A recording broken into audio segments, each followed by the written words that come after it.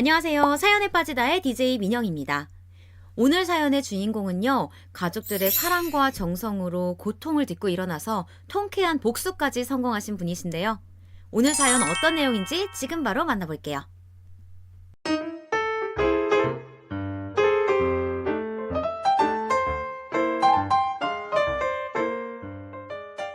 안녕하세요. 저는 현재 서울 강남에 거주하고 있는 50대 여자입니다. 요즘 연말이라 약속이 매우 많은데 친구들하고 만나면 서로 사는 얘기를 많이 하게 돼요. 친구들이 직업도 다 다르고 취미도 달라서 모이면 많은 이야기를 하게 되는데요. 공통적으로 친구들이 말하는 게 유튜브에서 사연을 듣는 게 취미더라고요. 저도 그래서 덩달아 듣기 시작했는데요. 한번 들으니까 멈출 수가 없었어요. 매번 듣기만 하다가 저도 제보하고 싶어서 해봤는데 이게 제 인생을 살며 가장 큰 일이었거든요. 여러분들도 들으시면서 재미있으셨으면 좋겠습니다. 그럼 시작해 볼게요. 저는 서울에서 나고 자란 서울 토박이입니다. 친가 외가 둘 다 상당히 여유 있는 집안이라 살면서 돈에 대한 걱정을 해본 적은 전혀 없었어요. 특히 저는 3남매 중 막내여서 양가의 사랑을 듬뿍 받았었는데요. 언니들도 저를 내리사랑으로 너무나도 예뻐해줘서 어릴 때부터 당차고 자신감 있게 자랐습니다. 큰언니와는 6살, 작은 언니랑은 4살 차이가 나는데요. 그렇게 많은 나이 차이가 아니라 우리 셋은 어렸을 때부터 서로가 서로한테 가장 친한 친구였어요. 안 좋은 일이 있어도 좋은 일이 있어도 서로 나누며 기쁨은 배가 되고 슬픔은 반으로 나누었습니다. 게다가 저는 막내라 언니들의 내리사랑 덕분에 더 많은 애정을 받았어요.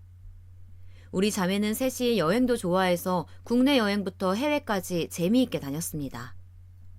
화목한 집안에서 여유있게 자란 저는 완전히 밝고 활기찬 성격으로 남에게 먼저 다가가서 힘들거나 어려운 상황에 있는 친구가 있으면 먼저 나서서 도와주고는 했어요.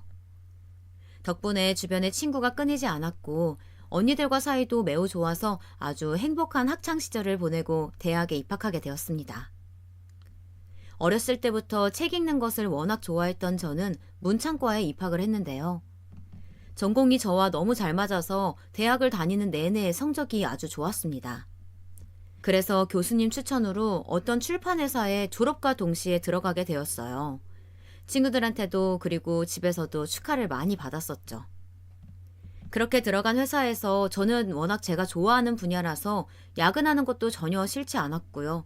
오히려 회사 가는 게 너무 즐거워서 항상 웃고 다니며 열심히 했더니 회사에서도 저를 좋게 봐주었어요.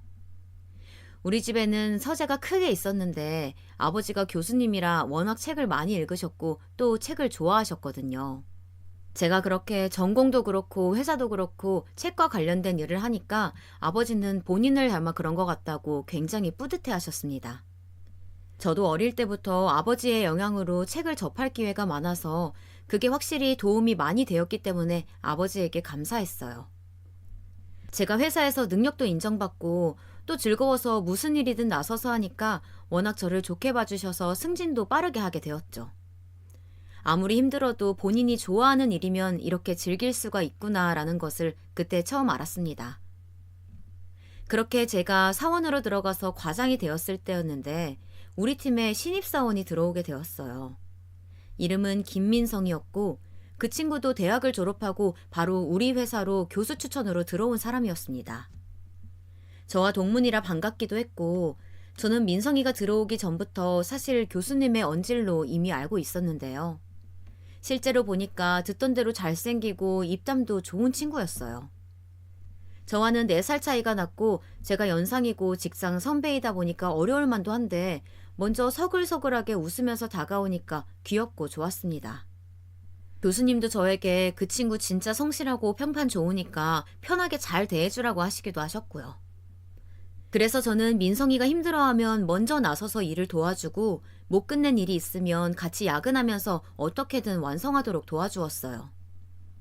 그렇게 1년이 지났는데 어느 날 민성이가 저에게 둘이 저녁을 먹자고 하길래 그런 적이 몇 번 있어서 알겠다고 하고 둘이 삼겹살을 먹으러 갔습니다. 그런데 민성이가 계속 뜸을 들이며 말을 꺼내지 못하길래 제가 답답해서 빨리 말하라고 하니까 민성이는 그 자리에서 소주 한 병을 연속으로 마시더니 저에게 고백을 했어요. 저는 황당하면서도 너무 웃기고 귀여워서 알겠다고 했고 저희는 그렇게 사귀게 되었습니다. 민성이와 연애는 아주 즐거웠는데요. 저는 어렸을 때부터 언니들과 여행 다니는 것이 취미여서 워낙 가본 곳이 많았어요. 반면 민성이는 집안 사정이 그렇게 좋지도 않았고 여행 자체를 가본 적이 별로 없어서 태어나서 바다를 실제로 본 적이 없다고 하는 거예요. 그럼 민성이를 데리고 저는 전국을 돌아다니며 여행도 하고 맛있는 것도 먹고 언니들한테도 민성이를 보여주며 연애를 장장 6년을 하게 되었습니다. 언니들도 이미 그 당시 결혼한 상태였는데요.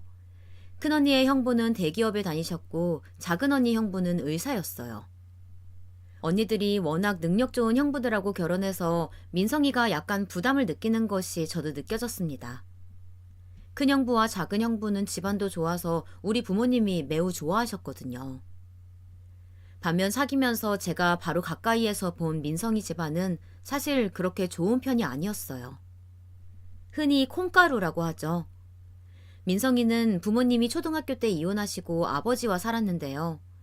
아버지가 재혼한 새엄마와 중학교 때 이혼해서 또 새로운 엄마가 왔고 첫 번째 재혼한 엄마와 아버지 사이에 동생이 있었고 두 번째 새엄마와 아버지 사이에도 동생이 있었는데 그 동생들하고 같이 살고 있었어요. 말만 들어도 참 복잡하죠? 저도 들으면서 몇 번을 되물었는지 몰라요. 그런데 한술 더 떠서 원래 친엄마도 재혼을 했는데 거기도 자식들이 있고 재혼한 새아빠는 병으로 돌아가셨고 엄마는 그 사이에 자식들을 키우며 따로 애인도 있다고 합니다. 저는 어릴 때부터 우리 가족밖에 모르는 부모님 밑에서 컸고 언니들과 사이도 매우 좋아서 가족이란 행복한 존재고 제가 심리적으로 안정받을 수 있는 그런 의미였는데 민성이는 그게 아니었어요. 저렇게 복잡한 가정사가 있는 줄도 몰랐고 들으면서 사실 속으로 결혼을 망설이기도 했습니다. 저는 언니들처럼 행복한 결혼 생활을 하고 싶었는데 민성이와는 과연 그렇게 살 수 있을까 하는 의문이 들었던 거죠. 부모님에게 얘기하기 전에 언니들에게 먼저 얘기하니 언니들은 그런 복잡한 가정사를 가진 남자와 결혼하면 저만 고생한다고 제 생각보다 더 심하게 반대했습니다. 집안 사정이 좋지 않아도 경제적으로 여유가 있으면 좋을 텐데 심지어 직장도 제가 직급이 더 높아 월급이 더 많았거든요. 그리고 우리의 데이트 비용도 사실 제가 다 냈었는데 민성이는 본인 집에 지금 새엄마들과 아버지의 자녀들이 같이 사는데 아버지가 일용직으로 일하셔서 벌이가 일정하지 않아 민성이의 월급으로 생활하고 있었기 때문이에요. 그 사정까지 들은 큰언니는 저에게 태어나서 처음으로 진지하게 정색하며 무슨 일이 있어도 결혼은 안 된다고 했습니다. 이런 사정을 알기 전에는 언니들도 민성이를 귀엽게 봐주었는데 아무래도 결혼은 현실이니까 절대 안 된다고 하더라고요. 결혼할 나이가 되었고 민성이도 눈치를 보며 결혼 얘기를 꺼냈는데 제가 망설이는 걸 눈치챘는지 민성이는 저에게 어느 날 진지하게 말했습니다. 내가 다른 건 몰라도 평생 너만 바라볼 자신은 있어. 나 한 번만 믿어주라. 내가 정말 잘할게. 솔직히 저는 부모님 인맥으로 더 좋은 남자를 만나라면 만날 수 있었고 언니들도 저에게 소개시켜준다고 열심히 신랑감을 찾고 있었지만 민성이의 저 말에 곰곰이 집에서 생각해보니 아무리 능력 좋고 집안 좋은 남자라도 저렇게 나만 봐주는 남자와 결혼하는 것이 좋지 않을까 생각했습니다. 언니들에게 민성이와 결혼하고 싶다고 하자 언니들은 형부들까지 데려와서 반대했지만 저는 청개구리 마음인지 자꾸 반대하니까 더 결혼하고 싶었어요. 작은 형부는 저에게 본인 아는 지인 중에 능력 좋은 변호사가 있다고 저에게 사귀라는 것도 아니고 그냥 가서 한번 만나보라고 하기도 했습니다. 저는 그렇게 언니들의 반대에도 부모님에게 민성이와 결혼하고 싶다고 알렸는데 엄마는 민성이 가정 환경을 알더니 말 그대로 몸져 누우셨어요. 아빠도 저에게 결혼은 현실이고 사랑만으로 되는 게 아니라고 했지만 제 마음은 너무나도 확고해서 민성이가 아니면 안 될 것 같았습니다. 당연하게도 민성이 아버지와 새엄마 그리고 친엄마는 저를 마음에 들어 하셨어요. 결국 자식 이기는 부모 없다고 저는 민성이와 결혼 준비를 하게 되었는데 저는 준비를 하면서 깜짝 놀라게 되었습니다. 민성이 아버지는 노후 대비가 하나도 되어 있지 않아서 민성이가 결혼하면 가져올 재산이 거짓말 안 하고 1원도 없더라고요. 민성이는 저에게 연신 미안하다며 그렇지만 자기는 저만 볼 자신이 있다고 확신에 차서 얘기했습니다. 결국 우리 부모님이 신혼집과 혼수 마련을 하셨는데 엄마는 한숨을 쉬며 저에게 사람이 좋으면 됐다고 하셨어요. 결혼 준비 중에 제일 곤란했던 것은 아무래도 결혼식 혼주석 문제였습니다. 민성이는 친엄마와 새엄마 중에 누굴 앉혀야 할지 모르겠다고 괴로워했는데 두 분 다 앉고 싶어 하셨기 때문이에요. 시아버지는 당연히 새엄마가 앉아야 한다고 하셨고 친엄마는 본인이 낳고 키웠으니 자기가 앉아야 한다고 하셨죠. 저는 아무래도 좋으니 식 당일에 큰 혼란만 없었으면 좋겠다고 했는데 그 바람은 보기 좋게 엇나가게 되었습니다. 분명 저에게 새엄마가 앉기로 했다길래 저도 그렇게 가족들에게 전달을 했더니 식 당일에 제가 신부 대기실에서 지인들을 맞이하고 있는데 밖이 너무 소란스럽더라고요. 작은 언니가 제 옆에 있다가 밖으로 나갔다 들어오더니 민성이 친엄마가 본인이 혼주라고 한복까지 입고 오셔서 자리에서 비켜주질 않고 있다고 했습니다. 저는 너무 황당해서 민성이를 찾았는데 민성이도 중간에서 너무 곤란해 보였어요. 하객들도 다 수군거리는 것이 느껴져서 제가 어느 분이든 빨리 앉히시라고 했더니 새엄마와 친엄마가 둘이 자리를 가지고 옥신각신 하시더라고요. 저는 결국 가장 중요한 결혼식 당일에 표정 관리도 하지 못했습니다. 결국 원래 계획대로 새엄마가 혼주 자리에 앉았고 식을 진행했는데 머릿속으로 5만 가지 생각이 들었어요. 하객들에게 밥을 접대하고 신혼여행을 가려고 공항으로 가고 있는데 민성이가 제 손을 잡더니 미안하다고 하며 우는 거예요. 자기네 집이 우리 집과 어울리지 않는 것도 알고 본인은 못 만들고 장가오는 것도 너무 우리 집에 미안하고 오늘 일도 정말 미안하다고 저에게 엉엉 울며 말하는데 그 모습을 보니까 또 짠했습니다. 민성이가 무슨 잘못이 있겠어요. 본인의 선택으로 그렇게 된 게 아니니까 저는 기분이 나빴어도 넘기게 되었죠. 그렇게 우리는 신혼여행도 다녀오고 양가에 인사하러 다녔는데 아무래도 저는 시댁이 두 곳이었어요. 같이 살고 있던 시아버지와 새엄마를 먼저 보고 그 다음에 민성이 친엄마를 보러 갔는데 다행히 두 쪽 다 저를 마음에 들어 하셨습니다. 결혼식 당일에 있었던 소란 때문에 우리 친정엄마는 화가 나셨었는데 민성이가 먼저 기분도 풀어주고 애교도 부리고 하니까 엄마도 결국 웃으셨어요. 민성이의 장점은 서글서글하게 애교 부리는 거였는데 아무래도 형부들하고 확연하게 달라서 엄마랑 아버지도 결국 민성이를 마음에 들어 하셨죠. 그렇게 저희는 직장 바로 옆에 구한 신혼집에서 행복한 신혼생활을 보냈는데요. 저는 아이를 빨리 가지고 싶었지만 도저히 아기가 찾아오질 않았습니다. 아무리 가지려고 노력해도 아기 천사는 찾아오지 않았고 결국 민성이와 저는 병원에 다니며 시험관으로 아기를 준비했어요. 이 과정에서 체력적으로 너무 많이 힘들고 정신적으로도 스트레스를 많이 받아 저는 직장을 그만두게 되었습니다. 대표님은 저에게 굳이 사표를 쓰지 말고 휴직하고 몇 년 뒤에 돌아오라고 하셨는데요. 저는 그때 아이를 가지는 것이 인생 목표여서 결연하게 그만두게 되었어요. 제 친구들은 아기가 너무 쉽게 생겨서 결혼 전에 이미 낳고 그 다음에 결혼식을 올린 친구도 있었고 예기치 않게 임신을 연달아 한 친구도 있었는데 왜 저한테만 이런 일이 일어나는 건지 저는 너무나도 속상했습니다. 그래도 민성이는 저에게 본인의 문제라고 노력하면 아기가 찾아올 거라고 위로해 주었어요. 혹시 지금 이 사연을 듣고 계신 분들 중에도 주변에 시험관으로 임신한 사람이 있으신 분 계신가요? 그렇다면 잘 아실 텐데 시험관으로 아기를 가지는 것도 생각보다 노력과 돈이 들어가게 돼요. 저는 게다가 1차에 바로 된 경우가 아니라 임신까지 오랜 시간이 걸렸고 제 몸과 정신도 망가져서 힘든 시기를 보냈습니다. 작은 형부가 의사여서 저를 볼 때마다 조언도 많이 해주고 용기를 주었는데요. 저는 3차가 될 때까지 아이가 생기지 않았어요. 남들은 쉽게 가지는 아이를 저는 시험관까지 했는데 가지지 못하니까 너무 속상하고 오기도 생기더라고요. 오차까지 했는데 아기는 생길 기미가 안 보이고 이때 너무 힘들어서 마음고생도 많이 했습니다. 과정이 고통스러워서 중간에 포기할까 말도 했었지만 저와 민성이는 계속 서로 의지하며 시도했고 결국 아기를 가지게 되었어요. 7번째 시도 끝에 아기를 가지게 되어 민성이와 저는 너무 행복했습니다. 그렇게 힘들게 가진 아이니까 무사히 출산만을 기다리고 있었는데요. 그때 시댁 쪽에서 문제가 터지게 되었어요. 민성이 첫 번째 새엄마의 아들, 그러니까 저한텐 시동생이죠. 시동생이 자기가 성인이 되었으니 독립하고 싶다고 했다는 거예요. 그런데 시아버지도 민성이 두 번째 새엄마도 돈이 없으니까 민성이에게 너희 처가에 돈이 많으니 좀 달라고 했다고 합니다.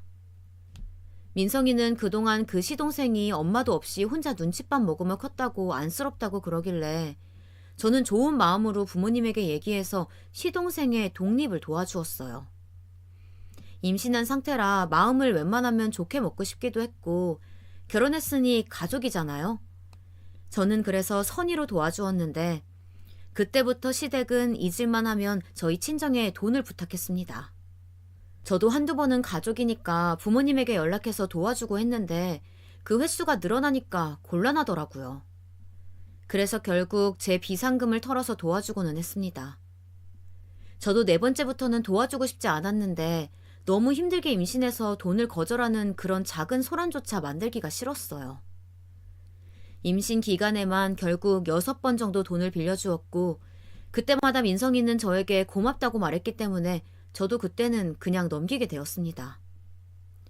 제 출산일이 점점 다가왔고 저는 작은 형부의 추천으로 유명 병원에서 출산하게 되었는데요. 무려 쌍둥이를 낳게 되었어요.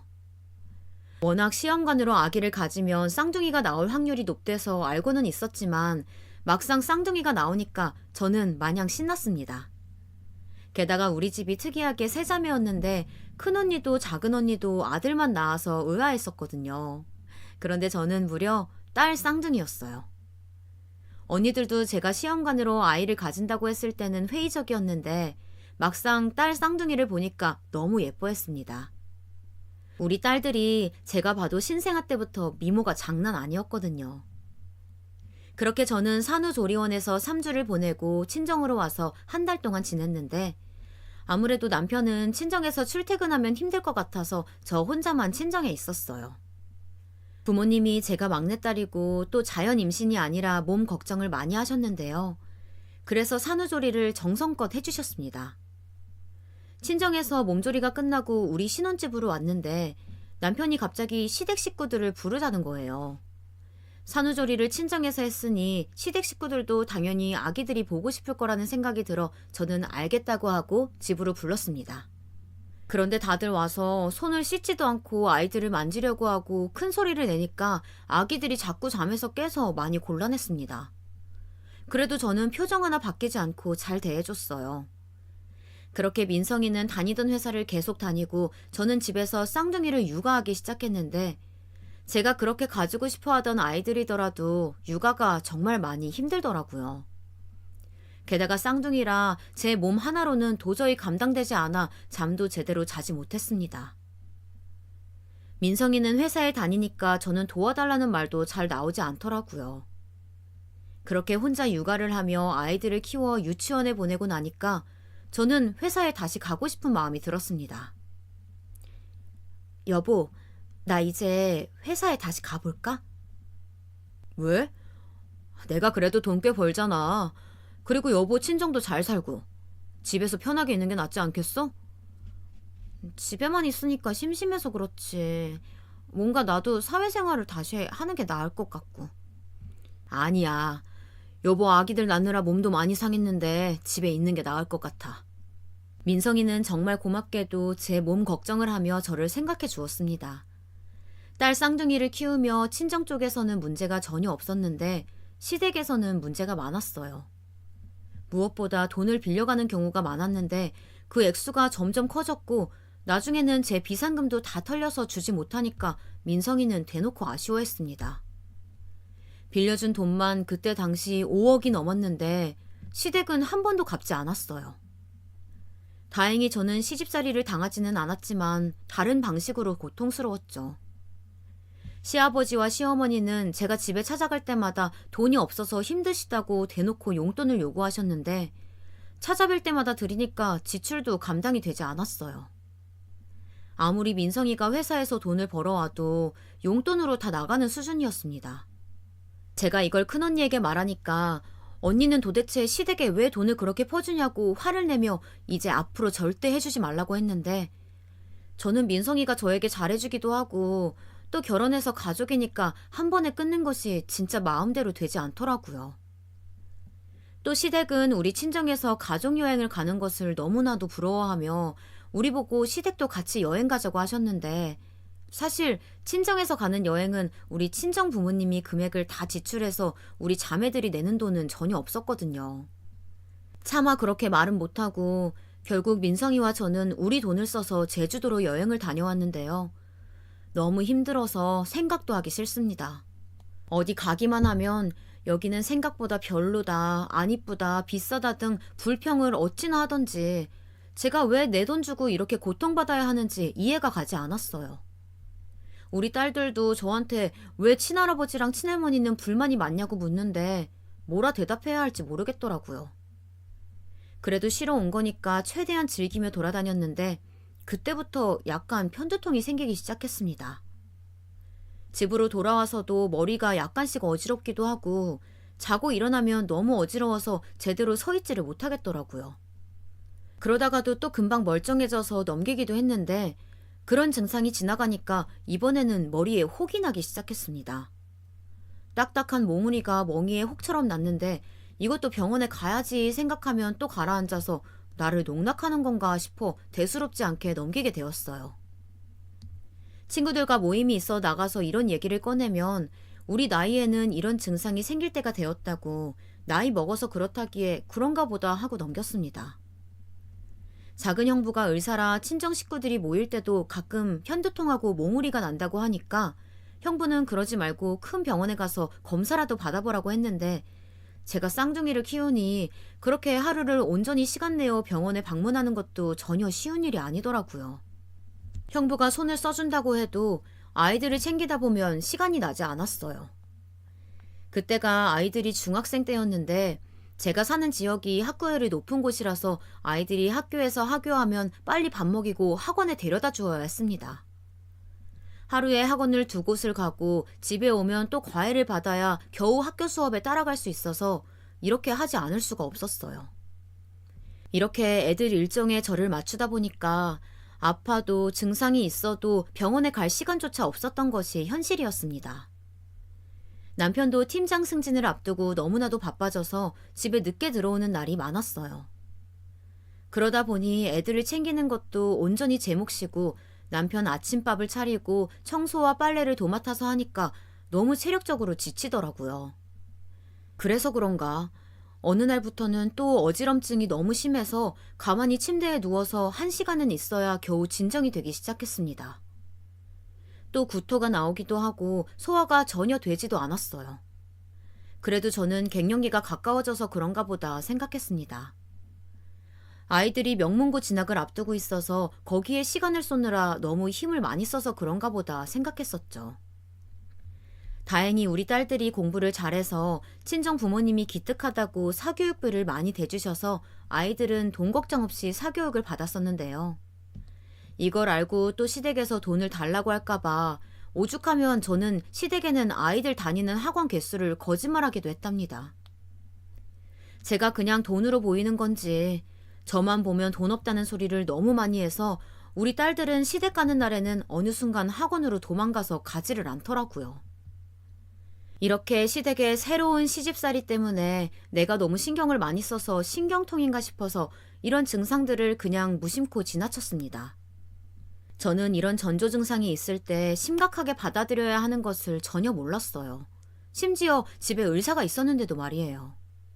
어느 날 잠에서 깨서 남편 아침밥을 차려주려고 일어났는데 무언가 이상한 느낌이 드는 거예요. 눈을 찡그렸는데 눈이 감기지도 않고 입도 움직이지 않아 이상해서 거울을 보니 한쪽 얼굴이 마비되었는지 아무리 힘을 주어도 움직이지 않았습니다.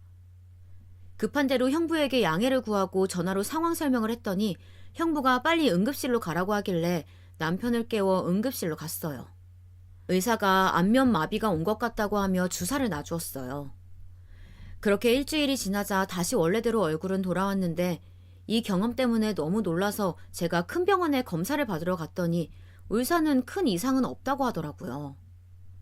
그래서 한시름 놓고 집에 와서 일상생활을 했는데 한동안은 또 괜찮았습니다. 그래서 대수롭지 않게 넘겼는데 몇 달 뒤 또 잠에서 깨니 이번에는 한쪽 팔이 움직이지 않더라고요. 또 이러네 싶었지만 그때가 하필 딸들 과학고 시험날이라 저는 그냥 무시하고 딸들을 챙겼습니다. 저는 솔직히 말하자면 팔이 금방 되돌아올 줄 알았어요. 그런데 돌아오지 않고 오히려 감각이 없어서 저는 딸들에게 이것 보라고 엄마 팔 안 움직인다고 보여주기까지 했습니다. 딸들은 걱정된다며 당장 병원에 가라고 했지만 저는 저번 안면마비처럼 병원에 가서 주사를 맞으면 금방 낫겠지 생각하고 다음날 일어났더니 제 생각대로 팔이 조금이지만 다시 움직이기 시작하더라고요. 그래서 굳이 병원에 가지 않아도 되겠지 생각하고 지냈는데 며칠이 지나도 완전히 팔의 감각이 돌아오지 않았습니다. 그래서 이번에는 정말 병원에 가야지 생각하고 잠을 잤는데 제가 눈을 떠보니 장소가 우리 집이 아니고 병원이었어요. 제 옆에서 딸들은 저를 부여잡고 울고 있고 친정 부모님도 와 계시고 언니들까지 저를 둘러싸고 있었죠. 제가 눈을 뜨니까 엄마는 급하게 의사를 불러왔는데 들어온 의사는 저에게 심각한 표정으로 한번 팔과 다리를 움직여보라고 하더라고요. 그래서 겨우 움직였는데 왼쪽 팔과 다리가 움직여지지 않았습니다. 자, 지금 감각이 느껴지십니까? 제가 누르고 있는 부위요. 아니요, 아무 느낌이 없어요. 제가 이렇게 대답하니까 딸들은 엄마 몸이 굳었다고 엉엉 우는데 저는 일단 남편에게 아이들을 데리고 나가 진정시키라고 하고 의사 말을 들었습니다. 제가 그날 자고 다음날에 일어나지 않아서 남편이 저를 흔들었는데 이상하게 죽은 사람을 흔드는 것처럼 팔이 달랑거렸다고 해요. 저를 깨웠는데 일어나지 않아서 급하게 친정에 연락하고 응급실로 왔더니 마비가 온 것 같다고 했다고 합니다. 작은 형부는 의사에게 전문 용어를 써가며 이것저것 물어보는데 저는 그동안 아무리 왼쪽 몸에 힘을 주어도 움직이지 않아서 너무 당황스러웠어요. 정확히 말하면 발가락은 움직일 수가 있었는데 무릎 위 허벅지와 어깨부터 팔목까지가 움직이지가 않았습니다. 가장 충격적이었던 소식은 도저히 제 상태의 원인을 모르겠다는 거였어요.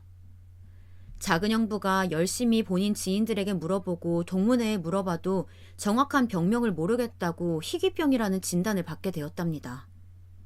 저는 의사에게 혹시 오른쪽도 그렇게 될 가능성이 있냐고 하니 자기도 확신하지 못하겠다며 고개를 숙여서 두려움이 저를 찾아왔어요. 작은 언니는 형부에게 당신 의사니까 제발 저를 살려달라고 엉엉 울며 비는데 그걸 보는 제 가슴도 찢어졌습니다. 무엇보다 저는 이제 고등학생인 우리 딸들이 걱정되었죠. 제 증상은 다행히 왼쪽 몸만 마비된 상태로 몇 주가 지났는데 병간호는 우리 친정엄마가 해주었어요. 제가 전문 간병인을 쓰자고 해도 엄마는 본인 딸이니 자기가 돌봐야 한다며 거절하셨죠. 그렇게 몇 주가 지나고 제 전 회사, 남편의 현재 회사 직원들이 병문안으로 오게 되었어요. 제가 그 회사에서 과장 자리까지 있었고 대표님과도 워낙 가까웠던 사이라 반가웠는데 회사 직원 중 친했던 직원들은 제 상태를 보고 울기까지 하더라고요. 저는 최대한 의연하게 괜찮은 척 했지만 그렇게 직원들이나 친구들이 저를 보고 울고 안타까워하니까 견디기가 힘들었어요. 그래도 바로 옆에서 저를 정성으로 간호해 주시는 엄마가 계시니까 마음껏 슬퍼하기도 힘들었죠. 그렇게 한 달이 지났는데 이번에는 오른쪽 발가락이 마비가 시작되었습니다. 희귀병답게 원인은 여전히 몰랐고 원인을 모르니까 병원에서도 해줄 수 있는 것이 없어서 저는 결국 집으로 오게 되었어요. 작은 형부는 무슨 일이 생기면 바로 전화하라고 했는데 저는 집에서도 거동이 불편해서 친정엄마가 우리 집에 와서 같이 생활하게 되었습니다. 그래도 집에 오니까 기분이 좋더라고요. 아무리 병원에서 이것저것 치료도 받고 1인실에서 편하게 전담 간호사도 있었지만 집은 집이더라고요. 아무래도 엄마가 와 계시니 남편이 불편할 수도 있어서 미안하다고 했더니 남편은 별말 안 했습니다. 그렇게 저는 온몸이 마비되어 가며 병원에 입원과 퇴원을 반복하니 정신적으로도 체력적으로도 너무 지치는 수준이 되어버렸어요. 이렇게 사는 것이 과연 의미가 있나 생각도 들고, 혹시라도 이 마비가 뇌에 전이가 되면 그때는 그냥 제가 스스로 삶을 마감하고 싶었습니다. 사실 제가 어렸을 때부터 아팠으면 모르겠지만 멀쩡하게 잘 살다가 이렇게 원인 불명으로 마비가 찾아온 거라 도저히 견디기가 더 힘들었어요. 원인을 알면 고치기라도 할 텐데 그것도 아니니까 마비되는 몸을 보며 저는 최대한 긍정적으로 생각하려고 해도 그렇게 되지가 않았습니다.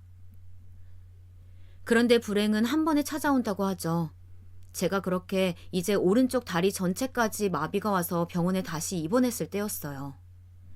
대표님이 저한테 따로 할 말이 있다고 꼭 저와 둘이 보고 싶다고 연락을 해주셨습니다.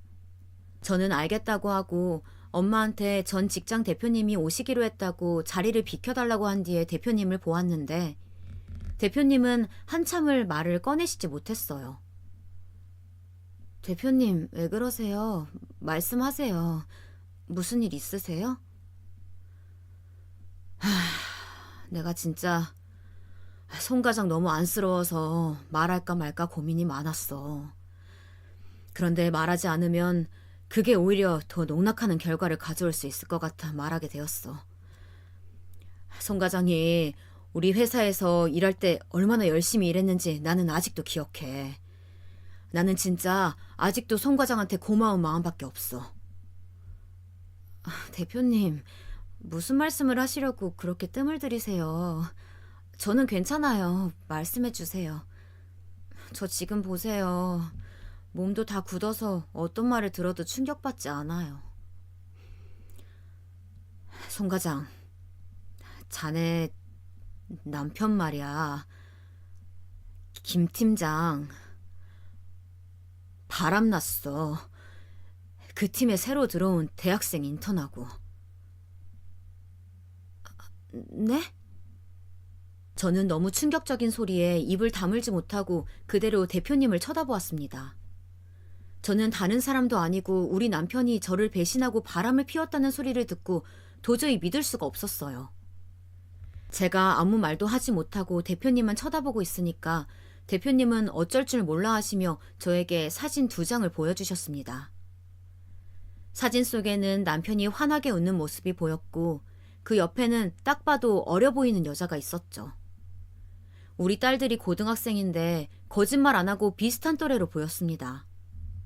아무래도 인턴이니까 실제로 딸들과 나이 차이가 크지는 않았겠죠. 제가 충격을 받아 가만히 있으니까 대표님은 안 그래도 아픈 사람한테 이런 말을 하게 되어 미안하다고 하셨어요. 하지만 대표님이 무슨 잘못이 있겠어요. 바람을 피운 것은 김민성인데요. 저는 정말 대표님이 돌아가시고 혼자 얼마나 많은 생각을 했는지 모르겠습니다. 제가 민성이와 처음 만나게 된 것도 저 회사였고 그 뒤로 얼마나 많은 일들이 있었는데요. 우리 부모님의 반대에도 꿋꿋하게 결혼했고 아이를 가지기 힘들어서 둘이 수많은 노력 끝에 딸 쌍둥이까지 낳았고 그 딸들이 명문고에 입학을 했고 그동안 제가 시댁에 바친 돈이 몇 억이 들었어요. 그 생각이 드니까 그냥 제가 말 그대로 호구 잡힌 것 같더라고요. 대표님 말을 들으니 그동안의 남편 행동이 이해되기 시작했습니다. 어느 순간부터는 저와 눈도 마주치지 않고 냉랭하던 모습과 퇴근이 아주 늦던 여러 날들이 생각나며 가슴을 후벼파기 시작했어요. 그래도 남편에게 직접 얘기를 듣고 싶어 아무한테도 알리지 않고 남편에게 병원에 와달라고 하니까 일이 바빠 시간을 많이 낼 수 없다고 하더군요. 그 일은 회사가 아니고 상간녀와 약속일 거라는 확신이 들었고 저는 기다릴 테니 병원으로 와달라고 말하고 전화를 끊었습니다. 남편은 밤늦게 병실로 왔는데 표정이 딱 봐도 굳어 있었어요. 저한테 남아있는 애정은 전혀 보이지 않았습니다. 저는 그 모습을 보며 너무 착잡하고 슬퍼서 제 입으로 바람을 피웠냐고 물어봐야 하는데 말이 나오지 않았어요. 제가 물어보면 남편은 맞다 하며 1초 만에 대답할 것 같았거든요. 그래도 확실하게 짚고 넘어가야 하니 남편에게 울음을 참으며 최대한 침착하게 물어봤습니다. 남편이 오기 전에 몇 번을 연습한 그 말을 내뱉었어요. 당신 바람 피웠니? 제가 다른 말 없이 단도직입적으로 물어봤는데 남편은 전혀 당황한 기색이 없었어요. 그저 저를 바라보며 한숨을 푹 쉬더니 말을 이었습니다. 아니, 솔직히 너 같은 애랑 이제 어떻게 살아? 나보고 설마 평생 병간호하라고? 원인도 모르잖아. 나도 이제 힘들다. 이제 우리 그만하자. 변명이라도 하면 들여주려고 했는데 남편은 변명조차 하지 않았습니다. 마치 기다렸다는 듯이 오히려 이혼하자고 하는 말을 들으니 저는 현실로 느껴지지 않았어요. 그냥 꿈을 꾸는 것 같았습니다. 심지어 간호는 제가 처음 응급실에 왔을 때부터 우리 친정엄마가 손수 해주었지 남편은 간호를 해주었던 적이 없었거든요. 제가 어이가 없어서 가만히 침묵을 지키니까 남편은 한술 더 떠서 말하기 시작했습니다. 나도 지쳐. 원인이라도 알면 그걸 치료하면 되는데 이건 희귀질환이잖아. 죽을 때까지 이러고 사는 거 아니야?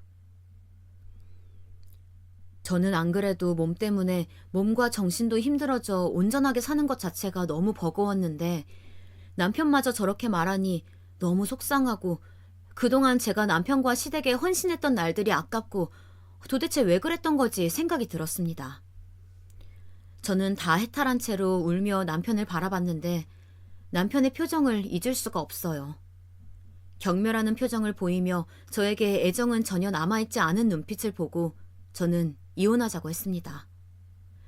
남편은 우리 친정에는 저보고 알아서 말하라고 하더라고요. 저는 안 그래도 내 몸 때문에 우리 집에서 저를 엄청 신경 쓰고 있는데 남편의 바람 때문에 이혼하기로 했다고 도저히 말이 나오지 않았습니다.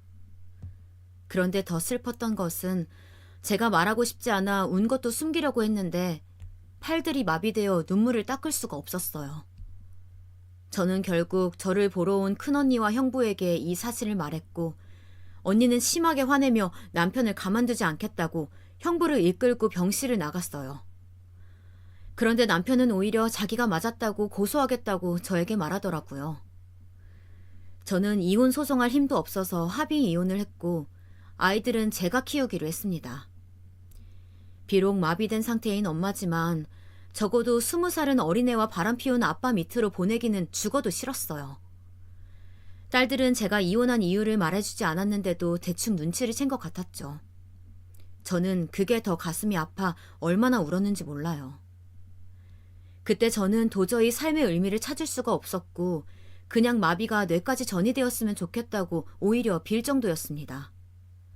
마비된 몸 상태보다 정신적으로 너무 힘들었는데 남편은 거기에 한술 더 뜨더라고요. 합의 이혼을 하고 한 달이 지났는데 바로 남편은 그 어린 인턴과 결혼까지 했다는 소식을 듣게 되었습니다. 아무리 봐도 제가 마비가 시작되어 그 상간녀와 결혼할 계획을 세운 것이 틀림없었어요.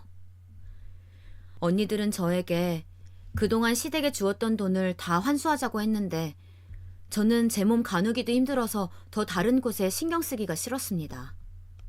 기다렸다는 듯 재혼한 남편을 보며 저는 그동안 제가 살았던 인생에 대한 회의감도 들고 이대로 숨이 멈췄으면 좋겠다고 생각하며 너무 힘든 생활을 보냈습니다. 도저히 살 이유를 찾지 못하겠더라고요. 그러다 작은 형부가 어느 날 급하게 저에게 찾아왔어요. 작은 언니도 같이 왔는데 미국에서 저와 같은 증상을 보인 사람이 치료에 성공했다고 저에게 미국으로 가자고 하더라고요. 그런데 예전 같았으면 저도 신나서 당장 미국에 가자고 했을 텐데 남편이 바람 피워서 재혼까지 한 것을 보니 몸을 고쳐서 뭘 하나 생각이 들었습니다. 그리고 애써 이 아픈 몸을 이끌고 미국에 가더라도 완전히 제 몸까지 고치리라는 확신도 없었고요. 제가 소식을 듣고도 그냥 무표정으로 있으니까 작은 언니는 저를 끌어안고 안쓰러워 죽겠다며 우는데 저는 그냥 아무도 저를 찾지 않았으면 좋겠다는 마음이 들었어요. 몸도 못 움직이니까 제가 자리를 피할 수도 없어서 그냥 다 나가라고 말했습니다. 저는 제 마음대로 움직이지 않는 몸이 얼마나 원망스러웠던지 모르겠어요. 그렇게 형부가 가져온 소식은 우리 부모님 귀에도 들어갔고, 엄마는 제발 엄마의 마지막 소원이라고 오히려 미국 가서 몸 고쳐서 남편에게 복수하자고 하더라고요. 그러면서 엄마는 우리 딸들을 생각해보라고 하는데, 그 말을 들으니까 제가 우리 아기들을 얼마나 힘들게 가졌는지 생각이 났어요. 엄마는 아파서 병원 생활하고, 엄마와 아빠는 이혼하고 아빠는 바람을 피웠는데도 묵묵히 티내지 않고 저만 보면 엄마가 힘들지 않았으면 좋겠다고 말하는 그 착한 딸들이 생각났어요. 그래서 딸들을 불러 얘기해봤는데 미국에 가면 고칠 가능성이 있다고 하니까 딸들이 본인들도 데려가라고 하더라고요. 그러면서 딸들은 저보고 제발 병을 고쳐서 예전처럼 놀러 다니자고, 본인들 졸업식에도 오고 싶지 않냐고 말했습니다. 저는 그래서 딸들의 응원에 힘입어 가족들의 도움으로 미국까지 가게 되었어요. 몸이 마비되어 움직이기 힘들었지만 휠체어를 타고 겨우 공항에 가서 미국까지 갔는데요. 저를 간호한다고 부모님도 따라오시고 작은 언니와 형부까지 따라왔습니다. 딸들이 자기들도 데려가라는데 일단 제 몸이 먼저라 딸들은 나중에 큰언니 부부와 함께 오는 것으로 결정했습니다. 너무 많이 움직이면 아무래도 신경 쓸 곳이 많으니 그런 결정을 내리게 되었어요.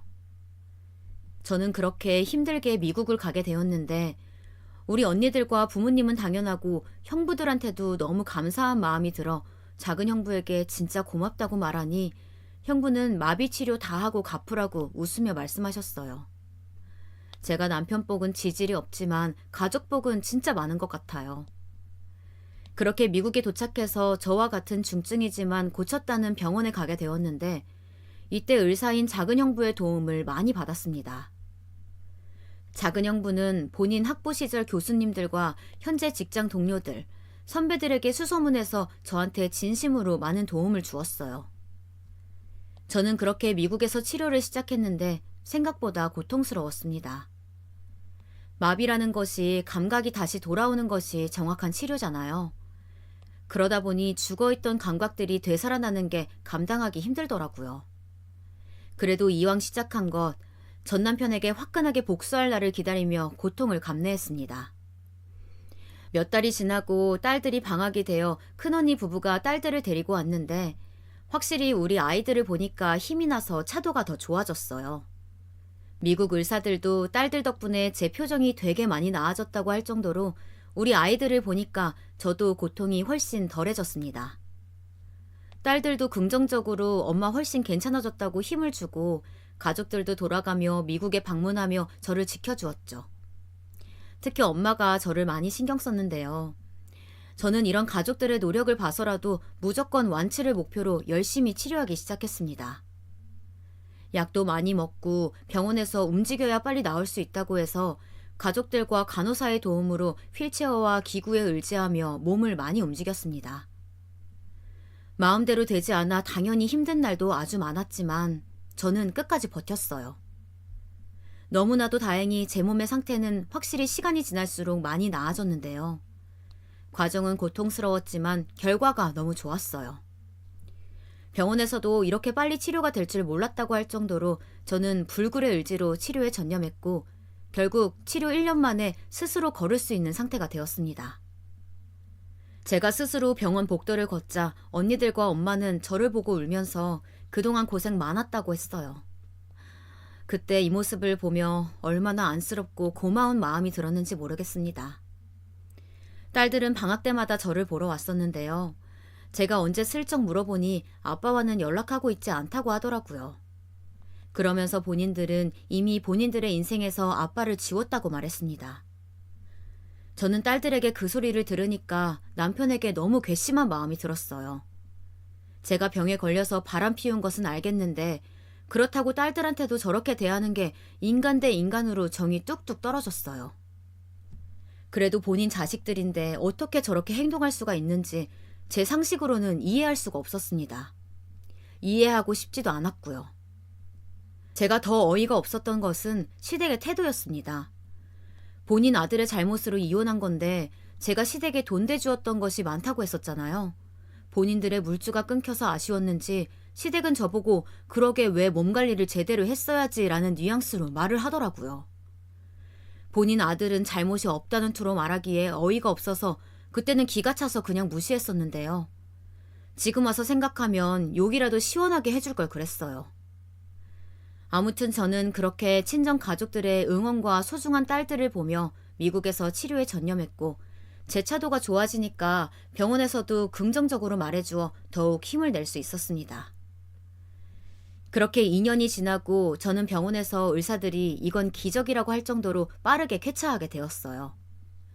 원래 저처럼 치료했던 환자는 6년이 걸렸었고 저보다 훨씬 젊은 친구여서 제 치료는 10년을 보고 있었다고 했는데 말 그대로 기적이 일어나서 저는 2년 만에 남들이 볼 때 아주 평범할 정도로 일상생활이 가능해지게 되었습니다. 물론 아무래도 오래 누워 있었고 마비가 됐던 몸이라 조금씩 행동이 부자연스럽긴 하지만요. 그건 자세히 봤을 때 얘기고 겉모습만 보면 제가 환자라는 것을 전혀 모를 만큼 나아지게 되었어요.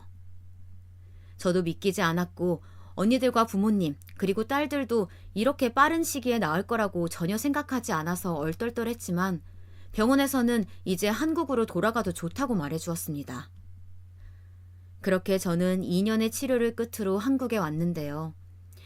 갈 때는 휠체어에 의지해서 제 마음대로 몸을 움직이지도 못하고 아주 불편하게 온갖 시선을 다 받으며 미국에 왔었는데 갈 때에는 평범하게 일반 사람들처럼 제 다리로 직접 걸어서 비행기에 타니까 저도 모르게 자리에 앉자마자 눈물이 나오더라고요.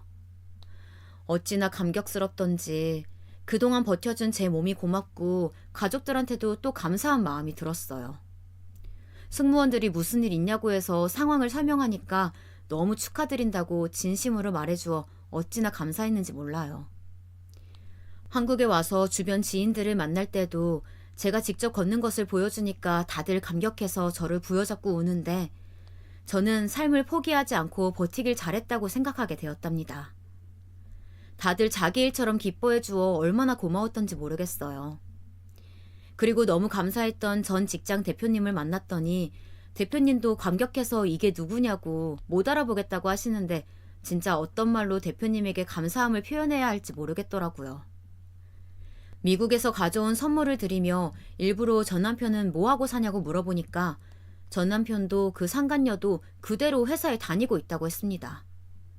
그러면서 대표님은 이제 본인은 은퇴하고 싶다고 고향에 내려가서 살고 싶다고 저에게 한숨을 쉬며 말씀하셨어요.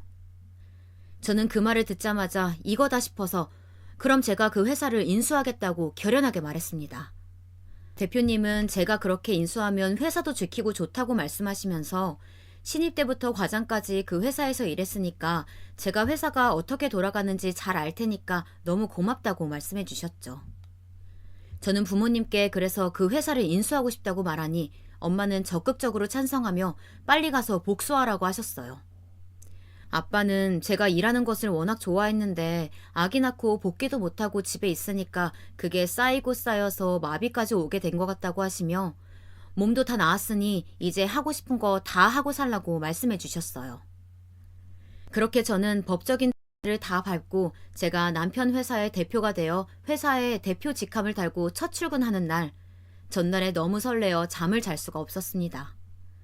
그동안 배신감에 혼자 아파했던 시간도 아깝고 전 남편은 제가 이렇게 멀쩡하게 나올 거라고 생각도 못했을 거라 생각하니 가슴이 두근두근해서 잠을 3시간만 자고 회사에 출근했어요. 반가운 얼굴들이 많아 아침부터 바쁘게 인사하고 있는데 전 남편이 출근하더라고요. 또 사진으로만 봤던 그 상관녀와 함께요. 저는 일부러 아무 말도 하지 않고 남편 자리 옆에 서서 남편을 봤어요. 상관녀와 웃으며 들어오는 전 남편은 저를 보더니 마치 귀신을 본 것처럼 화들짝 놀라더라고요. 그러면서 들고 있던 커피를 바닥에 내동쟁이 쳤습니다.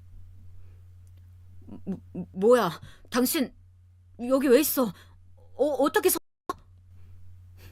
당신? 김민성 씨, 당신은 오늘부로 해고입니다. 내 회사에서 꺼지세요. 그게 무슨 소리냐고 놀라는 전 남편에게 저는 대표직함이 박힌 명함을 던졌고 남편은 그것을 보더니 눈이 휘둥그레지더라고요. 그리고 옆에 서 있던 상간녀에게도 당신 해고라고 당당하게 말하고 저는 대표실로 들어왔습니다. 어찌나 통쾌하던지 혼자 즐거워하고 있는데 전 남편이 노크도 없이 들어와서 무릎 꿇고 저에게 빌기 시작했어요. 아니, 여보, 아니 대표님, 우리 집 사정 누구보다 잘 알잖아요. 나 그만두면 우리 집 어떻게 살아? 나만 일하는데. 제발 한 번만 봐주세요. 다시 결혼하자. 내가 진짜로 잘할게. 이러면서 무릎 꿇고 엉엉 우는 남편에겐 시선도 주지 않고 저는 비서를 불러서 내보냈습니다. 상간녀도 본인은 억울하다고 대표실 문을 두드리는데 직원들이 데리고 나갔는지 금세 조용해졌어요. 어찌나 통쾌하던지 혼자 책상을 치고 웃었답니다. 이 순간은 살면서 잊을 수가 없을 것 같아요. 그 뒤로 남편은 매일같이 회사에 나타나서 한 번만 봐달라고 빌고 심지어 시아버지까지 데리고 와서 둘이 비는데 저는 눈 하나 깜짝하지 않았어요. 나중에는 진지하게 영업방해가 너무 심해서 경찰을 불러 내쫓기도 했습니다. 제가 그렇게 내쫓으니까 시아버지는 저보고 못됐다고 역정을 내던데 기가 막히더라고요. 상간녀도 본인은 유부남인 줄 진심으로 몰랐다고 억울하다고 하도 그러기에 저는 처음에 믿을 뻔했어요. 하지만 직원들 말을 들어보니 모를 리가 없다고 했습니다. 진짜 뻔뻔해도 이렇게 뻔뻔할 수가 있나 생각이 들더라고요. 심지어 전 남편은 딸들에게 연락해서 아빠가 미안하다고 구구절절 말했다고 해요. 우리 딸들이야 뭐 너무 똑똑해서 아빠 번호를 차단했다고 하네요. 그렇게 저는 몸도 정신도 너무 괜찮아졌고 아팠던 사람이 맞나 싶을 정도로 잘 먹고 잘 살고 행복하게 지내고 있답니다. 회사 운영도 어찌나 즐거운지 대표님이 종종 놀러 오시면 저에게 진작 이랬어야 했다고 하실 정도예요. 직원들도 너무 좋고 무엇보다 제가 이 분야를 사랑해서 일하는 게 너무 즐거워 시간 가는 줄 모르겠어요. 부모님은 제가 건강하게 다시 걷는 것만 보아도 행복한데 이렇게 회사 운영까지 하니까 오히려 지금이 꿈을 꾸는 것 같다고 하십니다. 우리 딸들과 소중한 부모님, 그리고 몇 번 생각해도 감사한 우리 언니들과 형부들 덕분에 제가 이렇게 빨리 일상으로 돌아올 수 있었어요. 저는 우리 가족들이 아니었다면 이렇게 살 수 없었을 거라고 확신합니다. 특히 의사인 작은 형부 덕분에 미국으로 가서 병을 고칠 수 있었잖아요. 가족들은 제 의지가 강해서 그렇다는데 전혀 아니에요. 왜 시간이 지날수록 가족밖에 없다는지 잘 알겠더라고요. 제 사연은 여기까지입니다. 재밌게 들으셨는지 모르겠어요. 여러분들이 즐겨주셨다면 다행이에요. 연말인데 사랑하는 가족들과 행복하고 건강하게 지내시길 진심으로 바랄게요. 지금까지 제 사연 들어주셔서 감사합니다.